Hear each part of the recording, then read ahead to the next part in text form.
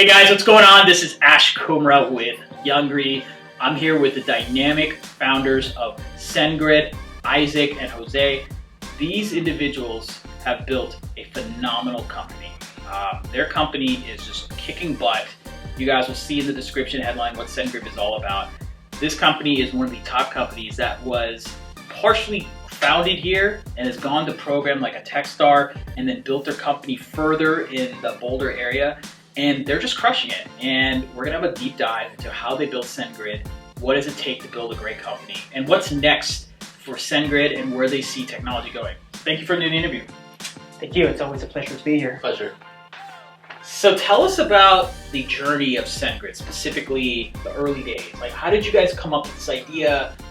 Were you in college? Were you in a dorm room? Or were you working? I don't know, did you see something on TV and you're like, hey, I can do a better version, which is totally fine. That's how Oracle got built as an example. Like, tell us about that, please.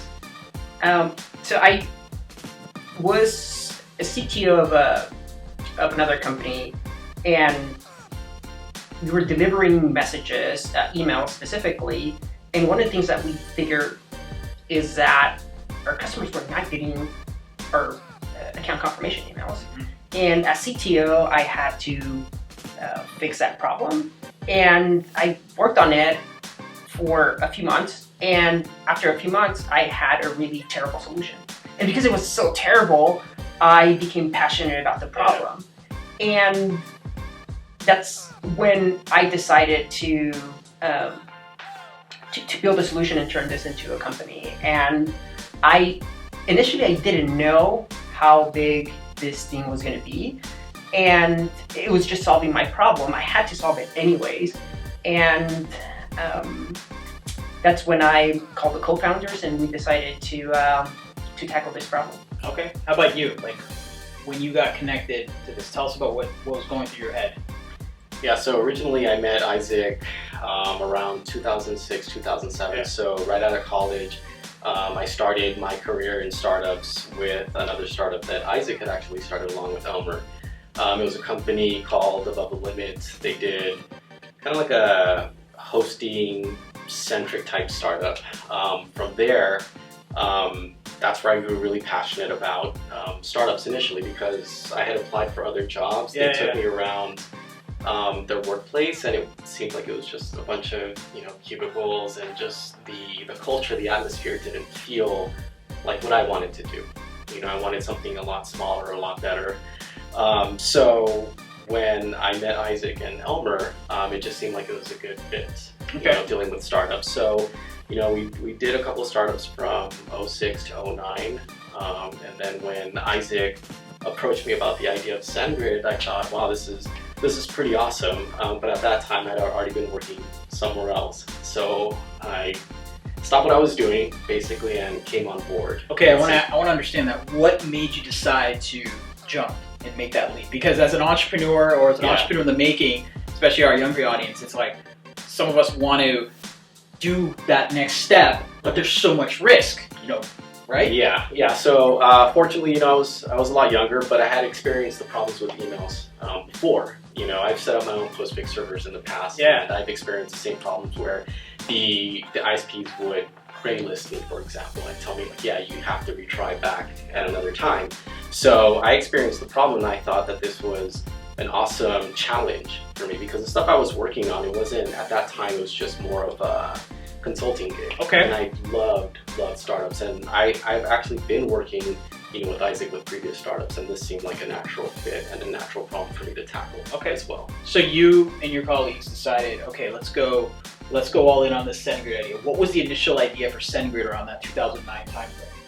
So the idea, and luckily we haven't changed the business model since we started, but the idea was to provide email infrastructure for companies in the cloud that would increase the email deliverability. On average, 20% of the email sent by web applications either goes missing or it gets caught by spam filters. So it's a huge problem for companies, and we decided to focus on fixing the email sent by web applications, specifically transactional email. We have developed this platform that could do so many things. In fact, our demo was sending an email through, we used to be called smtpapi.com.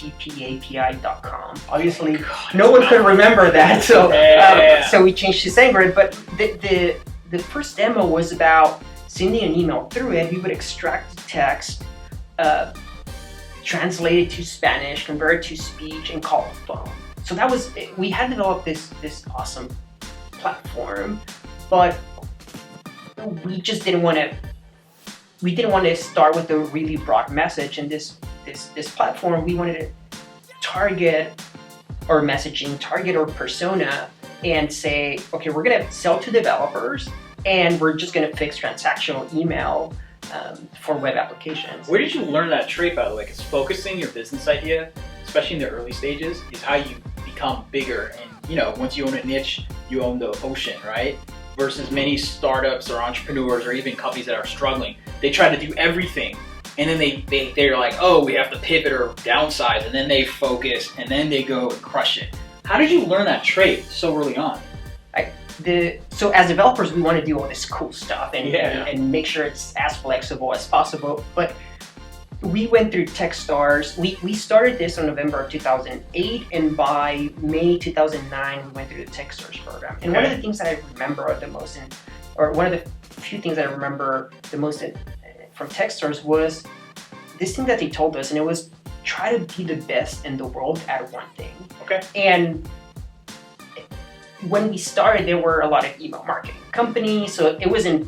We couldn't say, well, we're just going to be the best email infrastructure in general, because there were awesome email marketing companies with awesome email infrastructure. So we want to say we are going to be the best in the world at sending transactional email for web applications, and they helped us with that. As one of the great things that Techstars did for us is that it's not a generic mentoring program. Yep. It actually, they surround you with the mentors that you need. In our case, it was non-technical mentors because we had 3 technical founders. Wow. So we had a bunch of non-technical mentors that helped us about messaging, pricing, marketing, culture, and other things. Okay, so let's dive a little deeper post Techstars. Obviously, you had a great experience with Techstars. Obviously, you learned some things. They helped you finesse that focus.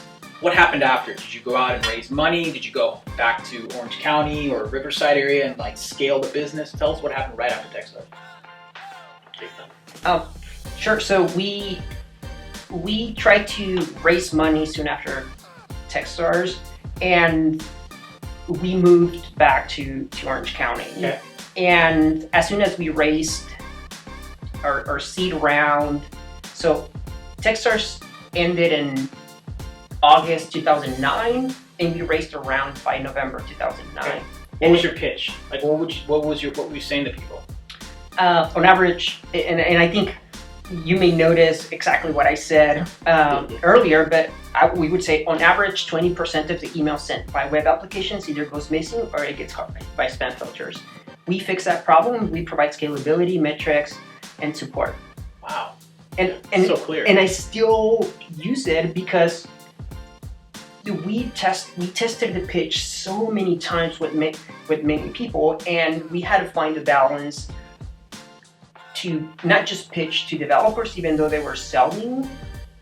That they were buyers, but we also needed to pitch to non-technical people because sometimes they recommended us. For example, we would go to conferences and meet CEOs that were not technical, but yet we would tell them about the problem, and they would tell their CTOs, and then the CTOs would contact us. That's why a pitch is so important. Is it true? I want to dive into the pitch in a sec, but is it true that when you deal with other professionals in, let's say, the technical industry, they have a guarded wall with their own product and services, like a CTO of a big company, well, how can they do this? We can go build it on our own. Did you ever deal with that issue?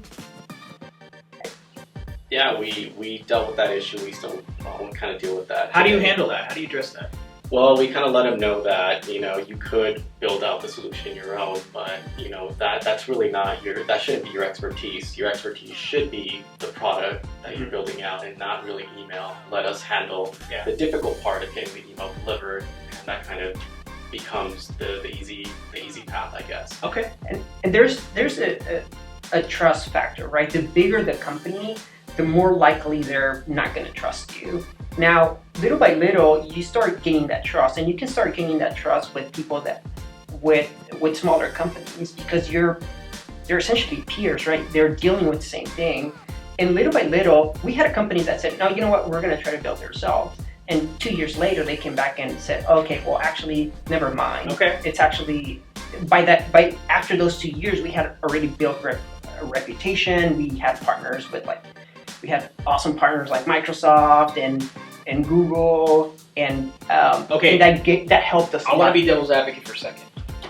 Obviously, big companies, I can see that pitch working, saying, oh, well, you're right, why should we try to build this? But companies like Google, Microsoft, and others of that caliber, are you saying that they never tried to say, we can build this, or why don't we just gobble you up, acqui-hire, or whatever they call that term, where they get you early? Did you ever deal with any of that? Yeah, so we had acquisition offers that were extremely attractive. Okay. And yes, they can build a lot of the stuff that we actually have. But it's a matter of focus, right? Do they really want to get into this? Yeah. And if they really want to get into this, yeah, we're gonna have a hard time. But usually what we've seen is that companies like Amazon, they have a competitive product, but yet we work with them, and we focus more on this product more time than Amazon has. So the way it works specifically with Amazon is that their developers are integrating with their basic service, and if they need additional features like click tracking and open tracking and list management or marketing application, then Amazon customers end up upgrading to SendGrid. So it's more like an upgrade path, and there are things that we're still going to release and we're still going to focus on that Amazon or Google or Microsoft have not focused on. Okay, so they're kind of like frenemies. Yep. Yeah, I love that. No, this is really fascinating, because many entrepreneurs, especially in the early startup phases, get excited about the acquisition opportunity, or they get excited of, oh my gosh, like I could be part of their vision, or they might have that fear that like, oh my gosh, if I don't say yes to this offer, I'm gonna get copied. You know, a great example is, remember Dropbox? Apple wanted to buy them, and I think Google once tried to go to them, and then all of a sudden, like all these companies have for some similar services to Dropbox. I still love Dropbox, but I'm just saying now you have Google Drive, you have Amazon Drive, you have even iCloud Drive. Obviously, they're influenced by the Dropbox. You know, I was just wondering if, you know, that's why I asked you that question. Like, you ever dealt with those thoughts? But it must have been helpful having some strategic investors who might have guided you in these talks. Or did you guys just handle this stuff on your own when you got the acquisition offers? Do you want to talk about that? Let me just mention initially the acquisition offer for us. It was something where we understood that the mission that we were after was already bigger than the founders, and we really want to fix, you know, deliverability and the pains that customers have with email. And if we get to accomplish that mission, it's great. If someone else does, then that's great. Like, we're after the mission, right? Nice. And so we decided to pass on the offer because we were after this thing that was already bigger than ourselves, and it's something that gave us purpose every time we get up in the morning. I love it. And it's not just us, right? But over 400 people that work for SendGrid, they're after this mission, and that's something pretty special, regardless what happens if we accomplish the mission or someone else does. So how's your leadership changed? So you guys are, you know, two of the co-founders. What are your roles right now with the company? So right now, I'm still within the engineering portion of the company right now. I help write the back-end APIs right now. So that's where my passion lies, still with the company. And anywhere that has to deal with culture, basically. I'm a huge proponent of having an awesome place to work. So what's the SendGrid culture? Like what makes, if I work for SendGrid, like what are some things I would expect, whether it's new or it's taking a homage to other great cultures? Yeah, so we go by the 4 H's, which is happy, hungry, honest, and humble. Whoa, you gotta say that again. Say that to the camera, that was awesome. So SendGrid goes by the 4-H cultures, which is happy, honest, hungry, and humble. Love it. Where'd you get that? So originally, Isaac had, what was it, like 10 bullet points, 10 or 12, values, yeah. 10 values initially early on. Yeah. But we didn't know how to build a culture within the company. Going through Techstars, mentors definitely helped us foster a culture that we wanted to build out. Yeah. So that's where Isaac came up with the 10, 12 values. It was when our first CEO joined the company that he brought the 4-H cultures in. I love it. It's definitely much more concise, and it just speaks to SendGrid's culture. So besides the 4-H's, which is so cool by the way, what are some cultural traits of SendGrid? Yeah, so in general, I mean, everybody is pretty excited to go to work. They see it as almost like a second home. They're mission driven to solve email problems. Some of the stuff that we do, for example, like around the Orange office, is we just hang around the kitchen and just talk about what's going on during the day. Nice. Or if there's even like a service disruption, we go there, we hang out, and we try to resolve the problem. So like a kitchen is like an awesome meeting area where it's almost like water cooler talk. Some of the other things we do is we even work out together. Nice. We early on squad goals, huh? Yeah. Or email goals. Yeah. And early on, we tried figuring out what the office enjoyed doing. So I was a huge supporter and proponent of, what can I do to participate, in those activities. So we had a local gym instructor come by and give us a spiel back in the day. And a few of us joined, and we kind of worked out together. Like Isaac and I went to the gym early on, and that was like the first part of our day. And then the second part, we would get our work done.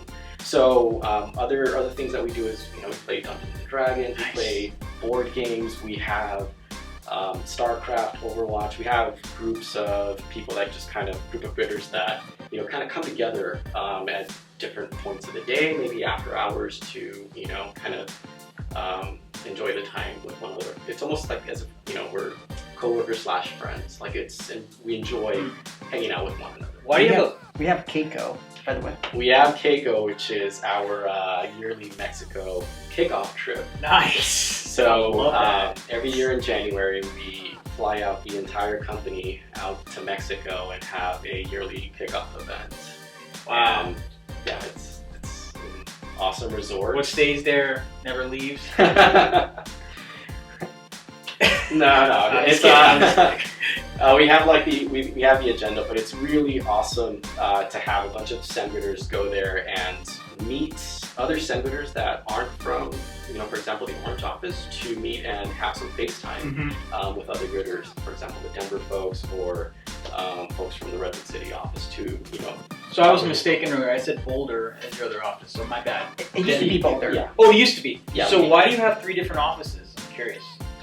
Well, originally we had the Boulder office right after Techstars. We decided that Boulder was going to be our headquarters. We had the mentors there, and we decided strategically to have our office there. As the founders, we had our roots in Southern California, and it made sense for us at the time to open up an office out in, I think originally it was Riverside. Yeah. And then we moved to Orange. How do you feel the culture of where you are in terms of whether it's SendGrid or the entrepreneur scene in Orange County or SoCal is different or similar to the Colorado scene, whether that's Denver or Boulder? Orange County, Riverside, SoCal culture. Is there any differences that you've seen, whether it's within SendGrid or whether it's within the overall entrepreneur or even tech scene, if you want to just go straight to tech? Yeah, for SendGrid, I don't see too many differences. The people that we do hire, we try to hire for those 4 H's. Cool. We have those values in mind. Whenever we hire new people, we try to make sure that we raise the bar. So from a cultural standpoint, there is really no difference. So when we go over there to visit, it's just like talking to Secret, or when we go to Denver, same with Redwood City. Nice. Yeah. You want to talk about the tech scene, or? As far as the tech scene, so Denver is actually it's growing really quickly. Since we were there in 2009, and now I've seen the growth, and I don't know when the growth started, if it was before 2009. I would attribute some or a lot of it to Techstars, because I'm biased and I went through a Techstars program. So Colorado is actually growing pretty quickly. One of the things that I've seen here in Southern California is that in the LA area, I'm seeing that growth. In Orange County, one of the things that I noticed is that Orange County, it's different than LA, or at least it feels different, even though that in Colorado, from Boulder to Denver, it's about the same distance, but you refer to the Colorado tech scene rather than here. I've heard people refer to the Orange County tech scene and the LA tech scene, and I don't understand that. It would be nice if it was just one tech scene and it was like the Southern California tech scene. They're trying to do that. I think they're calling it Long LA. They have all these weird monikers. I agree with you, by the way. I find that interesting. I think it's the driving distance. Like, people in Orange County don't often go to LA unless they have to because of driving. I don't know how the traffic is with Denver or Boulder. It's the same crazy traffic we have. It's not as crazy. Okay, well, that helps. That helps.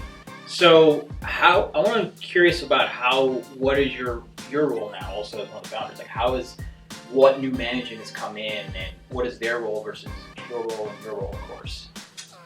So I like to think of SendGrid having 3 phases so far. The first phase was about product market fit, trying to find something that we could scale. The second phase is about growing the product market fit that we found, and the product market fit, I have a strong bias for the founders actually running the company, because usually the founders are like this product people that have really good intuition.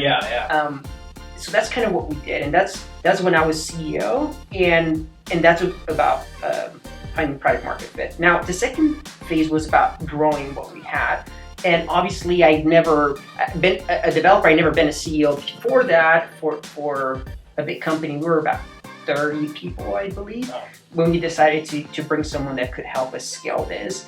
And not only, and the cool thing about that is that we would get 2 things out of that. One was growing our company. The second, someone or a team that we could learn from, because we're still thinking about being in the tech scene for quite a while, and knowledge is something that no one can take it away from you until you die. And not only that, but you can transfer it to the people that you really care about. So we wanted to learn from someone. And then the third phase was about having this product market fit in this company. So first phase was about product market fit. Second phase was about scaling the company, scaling the culture. The third phase was about taking the first 2 phases and actually become a multi-product company. And in those phases, I've been involved in different ways. So CEO, then helping kind of put together the management team and the 2 phases. I've been on the board. I stepped down from the board December. I'm now a board observer. Why? We just had to change our, like in different stages of the company, you need to change the board for whatever reason. Sometimes you want to bring more diversity. Sometimes you want to have different type of help. And at this point, on phase 3, where we're already profitable, growing over 40%, like this, it looks like the machine is actually working, right? And the value that I would add to the board is not as much as I did on the previous phases. But I'm still a board observer. I still get to learn from the people on the board, and that's actually really cool. So what is your board comprise now? Like, how many people? What are the typical profile? So we have our CEO. We have now. I don't know if he's retired CFO. We have 3 investors. I think that's about it. Cool. That's cool. So now you guys are at this amazing phase, 400 plus people. Congratulations, it's a big feat. Thank you. You guys have been around, no problem, and you've been around for almost, this would be your 8th year, right? 2009 is when you did this? You're almost at your 8th-year anniversary, right? Well, we turned 8 on July 1st. Oh, this month, yeah. Holy cow. So you're 8 years old. What's next for SendGrid? Like, this interview is going to air in 2017 before the year ends. Like, what's next for you guys? Like, what else are you doing to keep this mission happening? Is there anything you're doing specifically that we can look for as customers, as people who want to know more about SendGrid? Anything public you want to share? So initially we were this email infrastructure company, Yeah. and this infrastructure was really powerful, and we were targeting developers. But one of the things that we found by talking to customers is that these developers also had to meet the needs of their marketing department. Yeah. So things like sending newsletters and segmentation and all these advanced marketing techniques, and they wanted to combine that data to make better decisions. Yeah. And we decided to help our developers and accomplish that mission, and that's also meet the needs of marketers. Where the developer persona at SendGrid we call Deweys, and the marketing persona we call Olivia's. Okay. So we now are focusing on, obviously we're never going to forget about Dewey. In fact, we're most of our company focuses on Dewey, but you should see SendGrid investing a lot to meet the needs of Olivia, or the marketing persona. And so early last year we released marketing campaigns, and that's something where you can do segmentation and send a marketing email or newsletter, and now we're gonna start innovating there. Similar to like what a Constant Contact or MailChimp do? Yeah. Good. And They need a lot of that. Industry needs to be fixed. Yeah, and one of the things that we found though is that we have this powerful email infrastructure that's essentially the foundation for that. Yeah. And I'm obviously biased, but I think we're the best in the world at that email infrastructure, and that would give us a lot of opportunity to innovate on the marketing front. So if I can be your PR agent for a second and promote you, you're basically saying that most of these companies that are offering email marketing services, they don't have the infrastructure or tech foundation that you have, because you've done so much work in the technical aspect of email hosting, email technologies and related, that you launching an email marketing platform makes you more robust, versus them, they just created an email marketing platform, but there's no deeper foundation. Is that correct to say? That's correct. Wow, that makes sense. Well, I wish you guys the best of luck. I know we're here for the OC Tech Happy Hour event, and we're going to be doing a panel with these 2 individuals later on today when this interview is being shot. So thank you guys. Thank you. Thank you.